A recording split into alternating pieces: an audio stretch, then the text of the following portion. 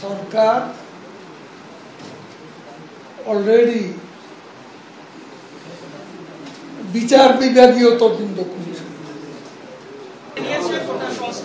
কিন্তু এখন তারা 9 দফা দাবি দিয়েছে।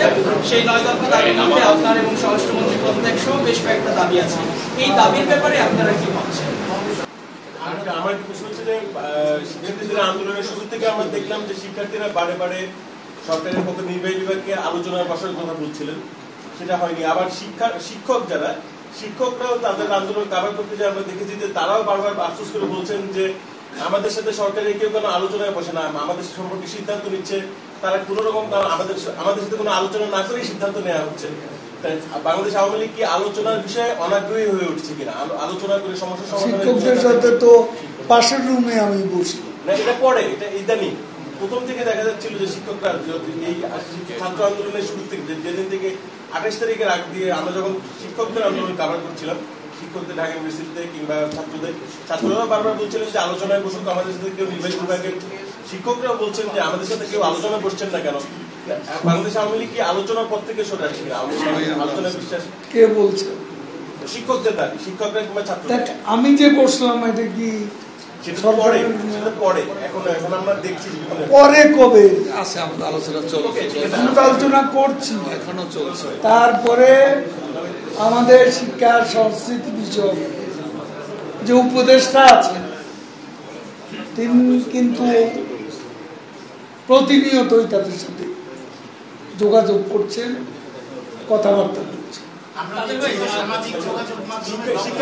শিক্ষার্থীরা এখন ক্লাসে ফিরে যাবেন, কিন্তু ইউনিভার্সিটি তো বন্ধ। এই অবস্থায় শিক্ষার্থীরা ক্লাসে ফিরে যাবেন এরকম তো সম্ভাবনা নাই। যখন হয় সম্ভাবনা, যখন খুলবে তখন সেটা দেখা যাবে। আস্তে আস্তে পর্যায়ক্রমে সবই খুলে যাবে।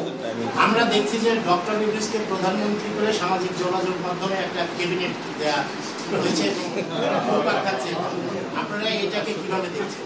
পাগলের প্রলাপ।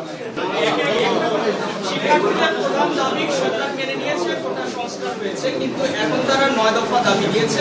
সেই 9 দফা দাবির মধ্যে আপনার এবং স্বরাষ্ট্রমন্ত্রী পদত্যাগ সহ বেশ কয়েকটা দাবি আছে। এই দাবির ব্যাপারে আপনারা কি ভাবছেন? এটা নিয়ে শিক্ষার্থীদের সাথে বলবেন? দেখুন, এই আমি একটা কথা পরিষ্কার করে বলতে চাই, আমি আজকেও বলেছি, সরকার অলরেডি বিচার বিভাগীয় তদন্ত কমিশন, এতে 3 জন বিচারপতি, জাতিসংঘ সহ যেসব দেশ এই তদন্তের ব্যাপারে আগ্রহ প্রকাশ করে আমরা তাদেরকেও স্বাগত জানিয়েছি। তদন্ত কাজে তারাও অংশ নিতে পারে। এখন কে অপরাধী কে অপরাধী নয়, প্রতিটি হত্যাকাণ্ডের তদন্ত করতে আমরা বদ্ধপরিকর। সেটাও ওই যে তদন্ত কমিশন তার কার্যপরিধি আওতার মধ্যে পড়ে। কাজে বিষয়টি সেখানেই থাকবে, সেখানেই সিদ্ধান্ত।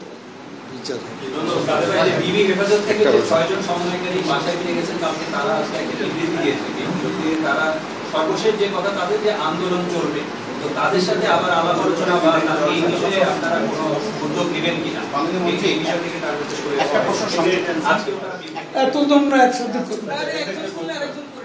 আরে জুমার দিন না,